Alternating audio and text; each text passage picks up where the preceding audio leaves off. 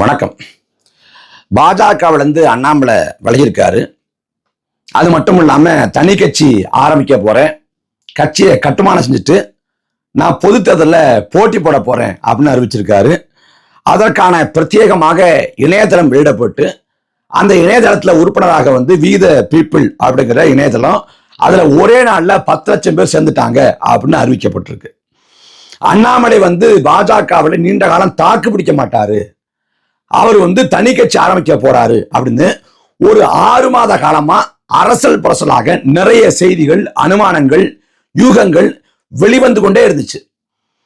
அதே போல பாஜகக்குள்ளேயே அண்ணாமலை அன்பு கூட்டம் அப்படின்னு ஒரு கூட்டத்தை உருவாக்கினாரு. தனக்கென கட்சிக்குள்ள ஆள் சேர்த்தாரு அண்ணாமலை. இதுக்கு முன்னாடி பாஜகவில் மாநில தலைவராக தமிழிசை சவுந்தரராஜன், அப்புறம் பொன் ராதாகிருஷ்ணன், இள கணேசன், அப்புறம் எல்முருகன் அப்படின்னு பல பேர் இருந்திருக்காங்க. அந்த காலத்தை எல்லாம் தமிழிசையோ, இள கணேசனையோ, பொன்னாரையோ இல்ல எல்முருகனையோ அவங்கள முதன்மைப்படுத்தி கட்சி நகர்ந்தது இல்லை. வழக்கமான அவங்களோட இந்துத்துவ கோட்பாடு, மதவாத அரசியல், பிரித்தாளும் சூழ்ச்சி அதை முன்னிலைப்படுத்தான் நகரும். ஆனா அண்ணாமலை வந்த பிறகு அண்ணாமலையை பிரதானப்படுத்தி கட்சி நகருது. இது வழக்கத்துக்கு மாறான ஒண்ணா இருக்கு.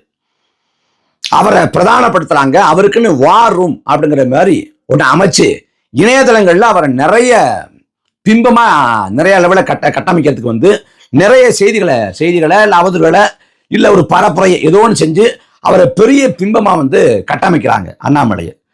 அதே போல தமிழ்நாடு பாஜகன்னா அண்ணாமலை தான் தமிழ்நாடு பாஜகங்கிற அளவுக்கு அவ்வளவு பெரிய பிம்பமா கட்டமைச்சாங்க. அவரை பிரதானப்படுத்தி இதுவரைக்கும் மாநில தலைவர்கள்ல யாருக்கும் கிடைக்காத சலுகையும் அந்த முதன்மைத்துவமும் அண்ணாமலைக்கு கிடைச்சிச்சு. இத்தனைக்கும் அண்ணாமலையோட அரசியல் செயல்பாட்டு காலம் அப்படின்னு பாத்தீங்கன்னா வெறும் 6 ஆண்டு தான். 2020ஆம் ஆண்டு அண்ணாமலை பாஜக சேர்றாரு. 2020ஆம் ஆண்டு தான். அதுக்கு முன்னாடி அவர் கட்சியிலே கிடையாது. கர்நாடகத்துல காவல்துறை அதிகாரியா இருந்தார். முதலா அண்ணாமலையை யார் அறிமுகப்படுத்தினா அப்படின்னு கேட்டீங்கன்னா பாஜக இல்லை. அந்த வேலை செஞ்சது விகடன் நிறுவனம், அதாவது பசுமை விகடன். அதுல ஒரு அட்டைப்படம் வருது. அந்த அட்டைப்படத்துல அண்ணாமலை ஒரு ஆட்டுக்குடியை தூக்கிட்டு நிக்கிறாப்புல. அதுல தலைப்பு என்னன்னா, ஐபிஎஸ் வேலை வேண்டாம், தற்சார்பு வாழ்க்கை போதும், கரூர் கலனிக்கு வந்த கர்நாடக சிங்கம் அப்படின்னு போடப்பட்டிருக்கு. அப்ப யார் இந்த அண்ணாமலை? புதுசா இருக்கு. காவல்துறை அதிகாரி வேலையை விட்டுட்டு அவர் கரூர்ல ஆடு மச்சிக்கிட்டு இருக்காரா அப்படின்னு பார்க்கப்பட்டுச்சு. அவர் தோல் மேல அந்த ஆட்டுக்குடியை தூக்கி இருக்கக்கூடிய புகைப்படம் சமூக வலைதளங்கள்ல தீயா பரவுச்சு. அதுதான் பின்னால அண்ணாமலைக்கு ஆடு அப்படிங்கிற புனைப்பெயர் வர காரணமாக இருந்துச்சு. முதல்ல அண்ணாமலை என்னவா சொல்லப்பட்டாருன்னா, ரஜினிகாந்த் கட்சி தான் இருந்துச்சு. ரஜினிகாந்த் சொல்லிட்டாரு, நான் கட்சி பொறுப்பில் இருப்பேன், ஆனா ஆட்சி பொறுப்பே இருக்க மாட்டேன், என்னால சட்டமன்ற உறுப்பினராக முதலமைச்சராக ஆக முடியாது, அப்ப ஒரு படிச்ச இளைஞனைத்தான் நான் முதலமைச்சராக்குவேன் அப்படின்னு முடிய சொல்லிடுறாரு. அப்ப அந்த இடத்துக்கு தான் அண்ணாமலை வர போறாரு அப்படின்னு அனுமானிக்கப்பட்டுச்சு, அப்படின்னு சொல்லப்பட்டுச்சு. அதுக்கு முன்னாடியே அண்ணாமலை திடீர்னு பாஜகவில் சேர்ந்தாரு. பிறகு அதே ஆண்டோட கடைசியில நான் கட்சி ஆரம்பிக்க போறதில்லை அப்படின்னு ரஜினிகாந்த் அறிவிச்சிட்டார். அப்படி பாஜகவில் சேர்க்கப்பட்ட அண்ணாமலை 2020ஆம் ஆண்டு சேர்க்கப்பட்டு 2021ஆம் ஆண்டு அரவக்குறிச்சியில சட்டமன்ற வேட்பாளராக களம் கண்டார். ஓராண்டிலேயே சட்டமன்ற வேட்பாளராக வாய்ப்பு வழங்கப்பட்டுச்சு. அந்த தேர்தலை வெற்றி பெறல. அந்த தேர்தல் தோல்விக்கு பிறகு 2021 ஜூலை மாசம் அண்ணாமலையை மாநில தலைவர்கிற பொறுப்புக்கு கொண்டு வர்றாங்க. இவ்வளவு நாட்களா தமிழிசையா இருக்கட்டும், எல்முருகனா இருக்கட்டும், பொன்னாரா இருக்கட்டும், அவங்க எல்லாம் தடுப்பாட்டம் ஆனாங்க. பாஜக மீது அதீதமான விமர்சனம் வைக்கப்படுறப்ப கொஞ்சம் தயங்குவாங்க, பூச்சி முடுகுவாங்க, இல்ல மழுப்புவாங்க. ஆனா அண்ணாமலையை பொறுத்த வரைக்கும் அவர் பூச்சி முழுகாம இல்ல தடுப்பாட்டம் ஆடாம பொய்யே சொன்னாலும் அவ்வளவு நம்பிக்கையா சொல்லுவாரு. ஆமா அப்படிதான் பண்ணுவோம், என்ன தப்பு அப்படின்னு அடாவடித்தனமா கூட பேசுவார். இது வலதுசாரி கூட்டத்துக்கிட்ட பெரிய அளவில் அவருக்கு பெயரை பெற்றுக் கொடுக்குது, பெரிய அளவில் ஈர்ப்பை கொடுக்குது. அண்ணாமலைன்னு அவருக்குன்னு ஒரு கூட்டத்தை உருவாக்கி தருது. இப்படி இருக்கிற வேலையில 2024 அண்ணாமலை வந்து முத்துராமலிங்கத்தேவரையும் அறிஞர் அண்ணாவையும் மையப்படுத்தி ஒரு செய்தியை சொல்றாரு. அந்த செய்தியில உண்மைத்தன்மை இல்லை அப்படின்னு சொல்லப்படுது. அதுல அண்ணாவை வந்து அண்ணாமலை கொச்சப்படுத்திட்டாரு அப்படின்னு சொல்லி 2024 பார்லமெண்ட் தேர்தலுக்கு முன்பாக பாஜகவுடனான உறவை முறித்துக் கொள்கிறது அதிமுக. ஆனா உண்மையான காரணம் அது இல்லை. 2024 பார்லமெண்ட் தேர்தலில் பாஜக, அதாவது அமித்ஷா கேட்கிறார் எடப்பாடி பழனிசாமி கிட்ட, 40 இடங்கள்ல 20 இடத்த எங்கள்கிட்ட கொடுத்துருங்க. அந்த 20 இடத்துல நான் வந்து டிடிவிக்கு, சசிகலாவுக்கு, அப்புறம் வந்து ஓபிஎஸ்க்கு வந்து நான் இடங்களை ஒதுக்கிடுறேன், நீங்க 20 இடத்த எடுத்துக்கங்க அப்படின்னு அமித்ஷா சொல்றாப்புல. 40 இடத்துல சரிபாத இடத்த கேட்கிறாங்கிறதே வந்து எடப்பாடிக்கு அதிர்ச்சி.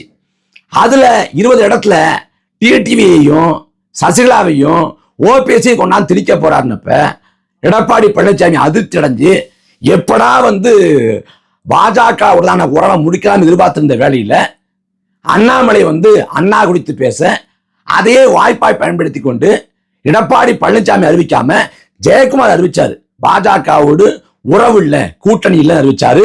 2024 பார்லமெண்ட் தேர்தலின் போது திமுக அதிமுக 2 கட்சியுமே மாறி மாறி லாவடி கச்சேரி பாடிச்சு.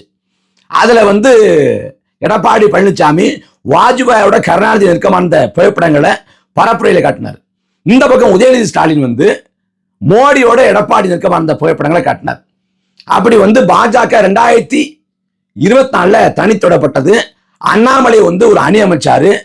அது ஒரு சொல்லப்போனா வந்து இந்த அணி வந்து ஒரு குறைந்தபட்சமான இடத்தை பெறும் அப்படிங்கிற மாதிரி சொல்லப்பட்டுச்சு. அதே போல ஊடகங்கள்ல கருத்து கணிப்புகள்ல 10 இடங்களை பெறுவாங்க, கோயம்புத்தூர்ல அண்ணாமலை உறுதியா வெற்றி பெறுவாரு, அண்ணாமலையோட வெற்றியை வந்து தவிர்க்க முடியாது, தடுக்க முடியாது அப்படின்னு சொல்லப்பட்டுச்சு. கடைசியில பார்த்தா அண்ணாமலை தோத்து போனாரு. தேர்தல் முடிவுக்கு முன்பாகவே கோயம்புத்தூர்ல ஒரு கூட்டம் போய் ஆர்ப்பாட்டம் பண்ணுது. என்ன ஆர்ப்பாட்டம்னா, எங்க வாக்குகளை பறிச்சுட்டாங்க, இது வந்து ஏற்பட்டதல்ல அப்படின்னு சொல்லிட்டு ஒரு கூட்டம் வந்து ஆர்ப்பாட்டம் பண்ணுது. அவங்க கை பதாகை பிடிச்சிருக்காங்க. அந்த கை விரலை பார்த்தா கை விரல்ல வாக்கு செலுத்தின மை இருக்கு. அப்ப வாக்கு செலுத்தினவங்களே வாக்கு போச்சு அப்படின்னு சொல்லிட்டு ஆர்ப்பாட்டம் பண்ணியிருக்காங்க. யார் இந்த ஆர்ப்பாட்டத்தை ஏற்பாடு பண்ணா, யார் பின் இருந்து இயக்கான்னு பார்த்தா அண்ணாமலை. எப்படி இந்த தேர்தல் தோக்க போறோம், அப்ப தோல்வி உறுதியாயிடுச்சு, அதுக்கு காரணம் சொல்லுங்கிறதுக்காக காரணத்தை ரெடிமேடா தயார் பண்ணி இங்க கோயம்புத்தூர்ல நிறைய பேர் வாக்களை பறிச்சுட்டாங்க, அதனாலதான் என்ன தோக்கடிச்சிட்டாங்க என்பது போல சொல்றதுக்கு அவரே உன்னை செட்டப் பண்ணிட்டாப்ல. இப்படி அரசியல்ல என்னென்ன பண்ணணுமோ அதெல்லாம் தெரிஞ்சு வச்சவர் தான் அண்ணாமலை. அப்படி 24 வந்து அண்ணாமலை வந்து டெல்லியில, அதாவது அமித்ஷா கிட்ட வந்து நாம பெரிய அளவுல இந்த தேர்தல் காலத்துல தமிழ்நாட்டில் வெற்றி பெறுவோம், ஒரு 15 இடத்துலயாவது வெற்றி பெற்றுவோம் அப்படின்னு சொல்லி நம்பிக்கை கொடுத்து, அதை நம்பி ஆளுநராக இருந்த தமிழிசையை கொண்டாந்து ஆளுநர் பதவியை ராஜினாமா பண்ண வச்சுட்டு தமிழ்நாட்டில் வேட்பாளர் நிறுத்த 24 பாஜக படுதோல்வி அடைஞ்ச உடனே அண்ணாமலை மீதான அந்த நம்பிக்கை அமித்ஷாவுக்கு குறைய ஆரம்பிக்குது. அதுக்கு பிறகு மறுபடியும் வேறு வழியே இல்லை, பாஜக அதிமுக போனாதான் இங்க வந்து நம்ம சட்டமன்ற உறுப்பினர்களை பெற முடியும்னு நினைச்சுக்கிட்டு 26 தேர்தலை மனசு வச்சுக்கிட்டு அமித்ஷா 2025 அதிமுகவோட கூட்டணி வைக்கிறார். ஏற்கனவே எடப்பாடி பழனிசாமிக்கும் அண்ணாமலைக்கும் இடையே ஒரு லடாய், வாய் தகராறு. அண்ணாமலை வந்து தற்கூறிங்கிற அளவுக்கு எடப்பாடி பழனிசாமியை கடுமையாக விமர்சனம் பண்ண, இந்த பக்கம் எடப்பாடி பழனிசாமி பேசுறப்ப இங்க ஒருத்தர் இருக்காரு அண்ணாமலைன்னு, அதிமுக காணுங்கிறாரு, நீ தான் போலீஸ் ஆச்சே கண்டுபிடிச்சு கொடு அப்படின்னு ஒருமையில அவரும் வசைபாட மாறி 2024 பார்லமெண்ட் தேர்தல் காலத்துல அண்ணாமலையும் எடப்பாடியும் கடுமையா மோதிக்கிட்டாங்க தேர்தல் பரப்புரையில. ஏன்னா 2 பேரும் ஒரே பகுதியை சேர்ந்தவங்க, கொங்கு மண்டலத்தை சேர்ந்தவங்க, அதை கடந்து ஒரே சமூக பின்னணி. அதனால அண்ணாமலைக்கும் எடப்பாடிக்கும் பிடிச்சிக்காது. அப்ப மறுபடி அதிமுக பாஜக சேரணும்னா மாநில தலைவராக அண்ணாமலை இருக்கக்கூடாது அப்படிங்கிற நிபந்தனை விதிக்கப்படுது. அந்த நிபந்தனையை ஏத்துக்கிட்டு அண்ணாமலையை ஒதுக்கி வச்சுட்டு நயினார் நாகேந்திரனை உள்ள கொண்டு வர்றாரு அமித்ஷா. அதுல அண்ணாமலை ஏகத்துக்கும் ரொம்ப அதிருப்தி. அப்புறம் இந்த 2026 தேர்தல் முடிவுகள் இந்த தேர்தல் முடிவுக்கு முன்னாடியே நான் வந்து போட்டி போடல. அண்ணாமலைக்கு வந்து ஒரு 4 இடமோ 5 4 இடங்கள் வந்து தேர்தல் பணி செய்ய வந்து 26 தேர்தலில் ஒதுக்கீடு செய்யப்பட்டுச்சு. நான் தேர்தலில் போட்டி இல்லைன்னு அறிவிச்சிட்டாரு. அதே போல அண்ணாமலையோட ஆதரவாளர்களுக்கும் சீட்டு இல்லை. இந்த தேர்தல் முடிவு வந்து படுதோல்வி அடைஞ்ச உடனே இன்னும் சொல்ல போனா இந்த தேர்தலில் வந்து 27 இடங்களை வந்து பாஜக அதிமுக கிட்ட வாங்குது. அந்த 27 இடத்துல பெரும்பான்மை இடத்தை பார்த்தாலே தெரியும் பாஜக ஜெயிக்க வாய்ப்பு இல்லை. அந்த மாதிரி இடத்த எடப்பாடி பழனிசாமி கொடுத்துட்டாருன்னு. இப்ப இந்த தேர்தலை தோத்து போன பிறகு ஒரு இடத்துல வந்து பாஜக வெற்றி பெற்ற பிறகு அண்ணாமலை வந்து டெல்லிக்கு போய் இனிமே கதைக்காகாது அப்படின்னு சொல்லி தன்னோட ராஜினாமா கடிதத்தை கொடுத்துட்டு தணிக்கை தொடங்க போற முடிவுன்னு சொல்லிட்டு வந்திருக்காப்புல. அண்ணாமலை தணிக்கை தொடங்குவதற்கான காரணங்களா சொல்லணும்னா 2 சொல்லலாம். ஒண்ணு வந்து விஜய்க்கு குறுகிய காலத்துல கிடைச்ச வரவேற்பும் வெற்றியும், அதுதான் அண்ணாமலைக்கு ஒரு உந்துதலை கொடுத்திருக்கணும். இன்னொன்னு, மாநில தலைவராக அண்ணாமலை ஒருவேளை இருந்திருந்தா அவர் வந்து பதவியை ராஜினாமா பண்ணிட்டு அவர் வந்து தனி கட்சி ஆரம்பிக்க போறோம் அறிவிச்சிருக்க மாட்டார். அவர் வந்து கட்சியில முக்கியத்துவம் இல்லை அப்படிங்கிறதுனால இந்த முடிவுக்கு வர்றாரு. காங்கிரஸ்ல இருந்த ஜி.கே. வாசன் தமிழ் மாநில காங்கிரஸ் ஆரம்பிச்சார் 2014. அவருக்கு முன்பாக அவங்க அப்பா மூப்பனாரும் தமிழ் மாநில காங்கிரஸ் அப்படின்னு ஆரம்பிச்சு அதை வாசன் கொண்ட காங்கிரஸோட இணைச்சாரு. பிற்காலத்தில் அவரே தமிழ் மாநில காங்கிரஸ் வெளில வந்தாரு. இப்போது வரைக்கும் தமிழ் மாநில காங்கிரஸ் இருக்காரு. வாசன் பேச மாட்டாரு, அண்ணாமலை நல்லா பேசுவாரு. வாசனை வந்து தேடி பிடிக்கணும் எங்க இருக்காரு அப்படின்னு. ஆனா அண்ணாமலை வந்து தன்னோட இருப்பை வந்து காட்டிக்கிட்டே இருப்பாரு. அதனால அண்ணாமலை வந்து கட்சிடுங்கதான் அறிவிச்சு இப்ப ஒரே நாள்ல 10 லட்சம் பேருங்கிறாங்க. 10 லட்சம் பேர் சேர்ந்துட்டாங்க இணையத்தின் வாயிலாக. இது பெரிய மாற்றம்னு. முதல்ல அண்ணாமலை தொடங்குகிற இயக்கம் மாற்றத்திற்கானதாங்கிற கேள்வி இருக்கு. அது மாற்றம்னா எதுல இருந்து மாற்றம், எதுக்கான மாற்றம்ங்கிற கேள்வி இருக்கு. 2016 நினைக்கிறேன், தமிழிசை சவுந்தரராஜன் வந்து தமிழ்நாடு பாஜகவோட மாநில தலைவர். அப்ப மிஸ்கால் மூலமா வந்து கட்சியில் ஆட்சி வைப்பாங்க. அப்ப தமிழிசை சொன்னாங்க 52 லட்சம் பேரை வந்து பாஜக சேர்த்துட்டோம்னாங்க. 52 லட்சம். ஆனா தமிழிசை அன்னைக்கு மாநில தலைவர் இருந்தப்ப 2 பொது தேர்தலை வந்து 2016 2019 2 பொது தேர்தலை வந்து பாஜக எதிர்கொண்டுச்சு. அந்த 2 பொது தேர்தலையும் பாஜகவுக்கு விழுந்த ஒட்டுமொத்த வாக்கள் 27 லட்சம். இவங்க நாங்க கட்சியை சேர்த்துட்டோம் அப்படின்னு சொன்னது 52 லட்சம். 2 தேர்தலையும் சேர்த்து பாஜகவுக்கு விழுந்த வாக்கு 27 லட்சம் தான். அப்ப மிஸ்கால் மூலமா சேர்த்துட்டோம் அப்படின்னு சொன்னதெல்லாம் உண்மை இல்லை அப்படின்னு தெரிஞ்சு போச்சு. அதே போல இப்ப 10 லட்சம்ங்கிறாரு. அது உண்மையா இல்ல வந்து புனைவாங்கிறத வந்து வரக்கூடிய நாட்கள் சொல்லும். இப்ப அண்ணாமலை வந்து ஒரு முழக்கத்தை வைக்கிறாரு. என்ன முழக்கம் அப்படின்னா, மாறுவோம் மாற்றுவோம் அப்படிங்கிற முழக்கத்தை வைக்கிறாப்புல. இந்த முழக்கத்தை வந்து மாறுவோம் மாற்றுவோம் அப்படின்னு வச்சது வந்து அண்ணன் சீமான் தான் வச்சாரு. மாற்றம் என்று பேசுவதற்கான எல்லாவித தார்மீகத்தையும் கொண்டிருக்கிற ஒரே கட்சி நாம் தமிழர் கட்சி தான். அண்ணாமலையை பொறுத்த வரைக்கும் இன்னைக்கு மாற்றம்னு பேசலாம். பாஜகவோடு உறவு இல்லை, எல்லா கட்சியும் எப்படி பார்க்கிறோமோ அப்படிதான் பாஜகவையும் பார்க்கிறோம் அப்படின்னு அண்ணாமலை சொல்லலாம். பாஜகவுடனான உறவை அண்ணாமலை துண்டித்து விட்டார். அதே சமயம் RSS உடனான உறவை துண்டித்து விட்டாரா? அந்த கேள்விக்கு என்ன பதில் இருக்கு? 2020ஆம் ஆண்டு ரஜினிகாந்த் கட்சி தொடங்கலன்னு அறிவிச்சிட்டாரு. ஆனா ரஜினிகாந்த் வந்து கட்சி தொடங்க போறாருங்கிற மாதிரி அன்னைக்கு காலகட்டம் இருந்தப்ப பாஜக வந்து அதை வரவேற்றுச்சு. அதெல்லாம் நுட்பமான ஒரு அரசியல் இருக்கு. ஏன்னா ஐயா ரஜினிகாந்த் வந்து கட்சி தொடங்குவதா அறிவிச்சப்ப அவர் சொன்னது ஆன்மீக அரசியலை முன்வைக்க போறேன்னாரு. ஆன்மீக அரசியல்னா அது வலதுசாரி அரசியல், அது வந்து மதவாத அரசியல்னு பொருள்படுது.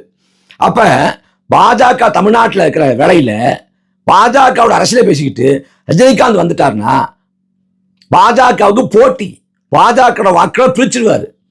ஆனா அப்படி பாஜக பார்க்காம நம்ம வாக்க பிரிச்சுவாரு, நமக்கு போட்டி, நம்ம அரசியலை பேசி வர்றாரு அப்படின்னு பார்க்காம பாஜக ரஜினிகாந்த வரவேற்றுச்சு. அதே போல இது பாஜகவோட பிளான் பியா இருக்குமோ அப்படிங்கிற சந்தேகம் வரதை தவிர்க்க முடியல. ஏன்னா 2 நாள் போய் அங்க இருந்துட்டு அமித்ஷாவோட அனுகிரகத்தோட ஆசியோட தான் இங்க அண்ணாமலை வந்திருக்காரு. அப்ப பாஜகன்னு போனோம்னா போக முடியாது. அப்ப அண்ணாமலையை முன்னிலைப்படுத்தி போகலாம் அப்படிங்கிறதுக்காக இது திட்டமிடப்பட்டு நடக்குதாங்கிற கேள்வியும் பிறக்குது. அதனால அண்ணாமலை அரசியல் வந்தது மூலமா மக்களுக்கு என்ன லாபம் அப்படின்னு கேட்டீங்கன்னா, மக்களுக்கு வந்து பெரிய லாபம்னு ஒன்றும் நமக்கு தென்படலை. நியாயமா வந்து பாத்தீங்கன்னா, இந்த நாட்டில் வந்து எண்ணற்ற அரசியல் இயக்கங்கள் தோன்றி இருக்கு, பிளவுபட்டு இருக்கு. திராவிட இயக்கங்கள் பிளவுபட்டு இருக்கு, திகாவா இருக்கட்டும், திமுகவா இருக்கட்டும், பிளவுபட்டு இருக்கு. அதிமுகவும் பிளவுபட்டு இருக்கு. அதே போல வந்து கம்யூனிஸ்ட் இயக்கங்கள் ரெண்டா பிளவுபட்டு இருக்கு, காங்கிரஸ் பிளவுபட்டு இருக்கு, முஸ்லீம் லீக் பிளவுபட்டு இருக்கு. இப்படி எல்லா இயக்கங்களும் பிளவுபட்டு இருக்கு. ஆனா என்றைக்காவது பாஜக பிளவுபட்ட செய்தியா கேள்விப்பட்டோமா? பாஜக பிளவுபட்டதே இல்லை. நீங்கள போனா அப்படிப்பட்ட பாஜக அண்ணாமலையை அவ்வளவு லேஸ்ல விடுவதற்கு வாய்ப்பு இல்லை. அப்ப ஆர்எஸ்எஸும் பாஜகவும் அண்ணாமலையை விடுதுன்னா அதுக்குள்ள நுட்பமான அரசியல் ஒளிந்திருக்கிறது. இப்போ தமிழ்நாட்டில் வந்து திமுக அதிமுக இல்லாம விஜய்கிட்ட வந்து போயிருக்கு தமிழ்நாடு, இந்த ஆச்சரியம் போயிருக்கு. அப்ப அங்கேருந்து இங்க கை மாற்றி விடலாமான்னு கூட பாஜக யோசிக்கலாம். அதுக்கு பாஜகவோட போனா அந்த மதவாத அரசியல், இந்துத்துவ கோட்பாடுங்கிறது வந்து ஏத்துக்க மாட்டாங்க. அப்ப வேற முகத்துல போகலாம். அப்ப என்ன பண்ணலாம், அண்ணாமலையே பிரதானப்படுத்தி போகலாம் அப்படின்னு கூட யோசிக்கலாம். அதனால என்ன செய்தினா, அண்ணாமலை இயக்கம் தொடங்குறத அறிவிச்ச அதே நாள்ல அம்மா லதா ரஜினிகாந்த் ஒரு அமைப்பு தொடங்கியிருக்காங்க, இயக்கம் தொடங்கியிருக்காங்க. அப்ப அவங்க என்ன செய்ய போறாங்க, ரஜினிகாந்தோட ஆதரவோடு தான் அண்ணாமலை வர்றாரு அப்படின்னு சொல்லப்படுது. இதெல்லாம் எப்படி போக போகுதுங்கிறத வரக்கூடிய நாட்கள் தான் தீர்மானிக்கணும். எப்படி பார்த்தாலும் அண்ணாமலை கட்சி ஆரம்பிக்க போறேன்னு சொன்னது மூலமா ஒரே ஒரு லாபம் இருக்கு. தமிழ்நாட்டு ஊடகங்களுக்கு செய்திக்கு பஞ்சம் இல்லை, விவாதத்துக்கு வந்து பொருள் இல்லாமல் இல்லை. தினந்தோறும் விவாதம் தான், தினந்தோறும் செய்தி தான்.